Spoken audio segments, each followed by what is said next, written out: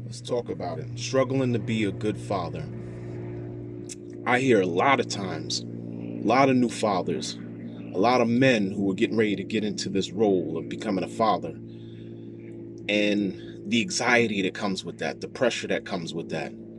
Some men don't care. That's a whole other situation going on there. But for the men who care, struggling to be a father, this is near and dear to my heart because I've had my own issues with my own father. Although he was around, he wasn't really around. But as I got older, our relationship got better. Now, rest in peace to my pops because he's not here no more. But what it taught me, it made me realize that if I was to have a child, I wouldn't want to be the way my father was with me. And that gave me so much motivation to make sure that when I had a child, I was the opposite of what my father was. My father had his shortcomings. I'm not going to knock him for that. It's just shortcomings of being a man, whatever it was that maybe he learned from his father. I don't know. But I internalized that and I said, you know what? I'm not going to be that same way. So for men who are, again, either fathers already or soon to be fathers, you have to have a motivation. That motivation has to be your child.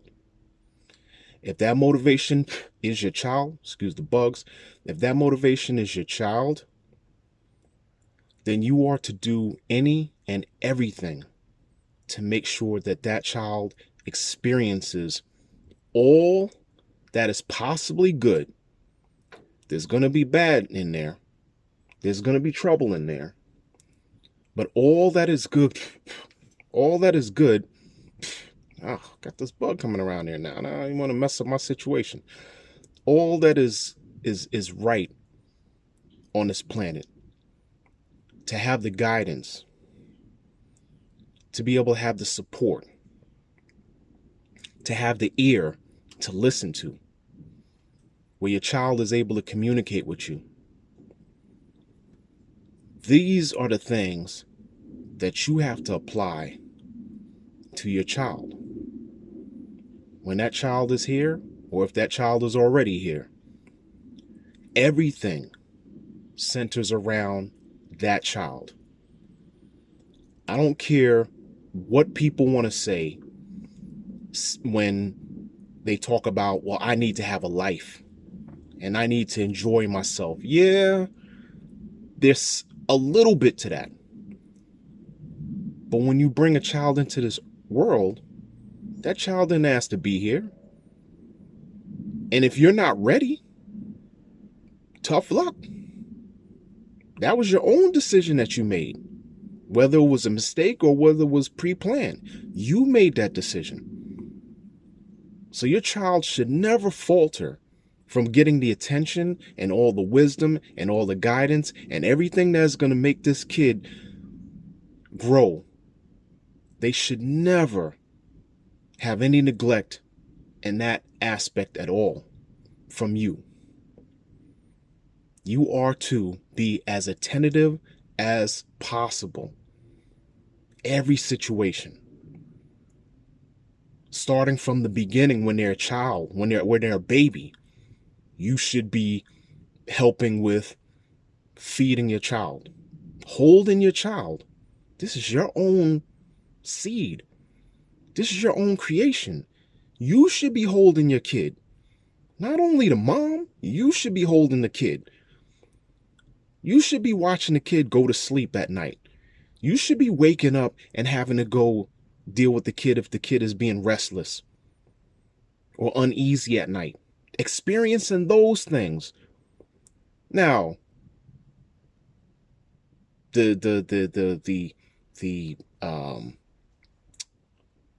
notwithstanding as far as what your arrangements are with the mother, whether or not you're with the mother or you separate or whatever, that stuff is going to play a part. But you are to make sure that you get access to your child. if you have problems with the mom and the mom doesn't want to give you access, well, then you're going to have to fight for it. You're going to have to fight for it. You're going to have to use your resources, no matter what it takes. If you really want to be in that child's life, you're going to have to fight for it. I know how those things go. I've gone through some situations similar to that. I had to fight. But you have to fight for access to your child. So then when you fight, and whether that means that even in the interim, if you can't get to the child and you can't get access from that standpoint, that you are to try to make your attempts of trying to call. There are some basic rights that you have. Look into that. But it's extremely important for you to be a part of your child's life from start all the way till they get to a point where they don't seem like they really need you anymore. And even when they seem like they don't need you anymore, they're going to come back. They're going to need you in some kind of capacity. But you fight for that access. You go to your kid's school. I don't know what your work situation is, but I'm sure you got some off days. You go up to your kid's school. You show up to your kid's school. Show your kid that you're interested.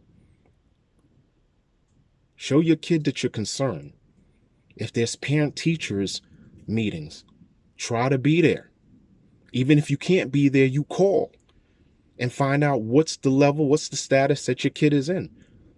All of these things are things that your kid feels. They feel whether or not you are connected to them. If everything is, whatever, I'll leave it up to the mom or the family or whatever, you're not connected to your child. And again, you brought this kid into this earth. You created this kid, partially. And now you're going to relinquish your responsibility? Nah, it don't work that way. So you do the things as far as being at the school. You do the things as far as if they have doctor's appointments. If they have some type of ailments, figure out, understand what these ailments are. They have allergies. They have stuff that they have to get done with going to the dentist. They have cavities. Be involved with that stuff. Stay in tune with that stuff. Being present.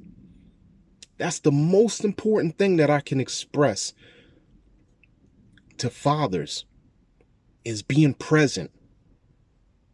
Not giving money and saying, oh, hey, I'm just going to take care of them from afar. No, you need to be present. Not making stupid recordings with your voice so that they can kind of hear it when you're gone and you're out of town and stuff like that. That's not being present. Being present is being right there. There is that spiritual, human connection that you have with your child, that only you and your child will be able to develop that type of bond.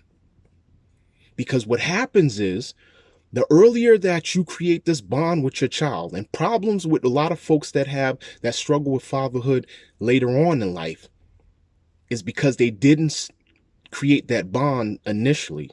When you create that bond early enough, your child starts to understand that, you know what, I can kind of always know that this person's been in my corner. They've been there from day one. You show up later on in life, there's no bond, there's no connection there. Just like with a mother. When that child is incubated in her system, in her stomach, there's that bond. So when that child comes out into this world, it knows, I know the smell of my mom. I know the taste of my mom. I know the heartbeat of my mom. As a father, maybe you're not going to be that in tune with your kid, but you can absolutely be extremely in tune with your kid in other ways. So there's no excuse No excuse at all. And for the fathers who have older kids that are cutting up and acting stupid, you have to still stand your ground and work within the parameters that you have. Kid doesn't want to listen to you or whatever, you still need to be present. You need to let that kid know that, hey, listen, I'm not going nowhere. I'm still going to be here. I'm still going to show up. I'm still going to let you know that I'm the parent. You've got to work through that. You have to enforce you as being a parent. I'm not telling you that you force your kid, but enforce your role as being a parent, of letting them know that, hey, I'm still here. I'm still around. I'm still going to call you. Even if you got to start writing letters, even if you got to send a postcard, hey, go old school and try to reach out to your child. Try to figure out what their social media stuff is and what they like. And get in tune with, okay, you know what? They like to do certain things, stuff like that. I'm going to go, and maybe they like to go play miniature golf. I'm going to send them a little certificate for them to go play miniature golf with their friends. Act like you care still. Doesn't matter if they act a certain way towards you, because again, that's still your child. And sometimes when you push hard enough, and sometimes when you're around long enough and you stay stuck with them, sometimes they come around. But you've got to make the effort. You have to make the effort as being a father. There's still no disconnecting yourself just because a mom is around or some other family members around. You still have to play your part, because your bond is your bond with your child. There's never going to be a bond like you and your kid as being a father. No one can fill that role as being a father. They can do the best that they can. They can work on things that can help, maybe seem like it's an iteration of what fathers can give, but no one can ever replicate the relationship that a father has with their child. No one. So you have to put the emphasis and all of the focus on your child. That means shutting down everything when you're around your kid. I remember when I was with my son all the time, when I used to go and, take him to school or to the doctor's appointments or anything like that. Yeah, I love hip hop. Hip hop that's me. I'm born into hip hop. I am hip hop. But I got my kid in the car and I'm going to talk to him and I'm going to play Sesame Street and I'm going to play, little tunes that are kid friendly with my kid. The whole entire time I had my kid, the whole day. When we went home, we're watching the SpongeBob and all the different little cartoons that were coming on the whole entire day. The only time that I stopped and I started to cater to myself and tend to myself was when he was asleep. When he was asleep, then that was my time. And even with that, I'm turning the stuff down, whatever it is that I'm listening to, because kids still can hear what is going on and what you're playing. That's what I'm talking about when I say being present. The whole entire time that you are with your child, it is that child's time, not your time, that child's time. Man, this is a passionate subject. I'm telling you, it absolutely is a passionate subject for me, because I knew what it felt like to watch other kids with their fathers and seeing them at games and all the other stuff. And I swore to myself, when my kid came, I'm going to be a whole lot different. I'm going to be there for my kid. And now that he's older, greatest bond ever. The greatest privilege ever to be able to be called his father. Extremely proud. And I can say that because I was there. If he went the wrong way, you know what? And if I still was there, at least I could pull my hands back and say, you know what? I did all that I could do to put him on the right track. He chose to go the wrong way. But there'll be no regrets with me. Can you say that when you haven't really been present with your kid? No. When you're not present with your kid and your kid goes the wrong way, hey, it's probably your fault. It's partially your fault. So get yourself to a point where you don't have that regret ever. Whatever your child decides to do or decides to go off a different kind of path than what you thought that your child was going to do, make sure that you can look at yourself in the mirror and say, you know what? I did the best that I could do. I know that child didn't get that from me. There's all kind of evil forces out here that are going to take your kid away. That's why it's so important for you to be a father, to be there. I can go on for days and days, man, with this subject, but I'm going to leave it at that because I got to go do what I got to do at the park. But yo, my passion for sure is being a father, being a mentor. And we need more of that out here, especially black men. And positive black men, positive messages, because they're dealing with a lot of evil out here, these kids. The daughters and the sons dealing with a lot of evil out here. Anyway, I'm getting bit up by these bugs. Got to go to the park. I'm going to catch you on the next note. Peace out.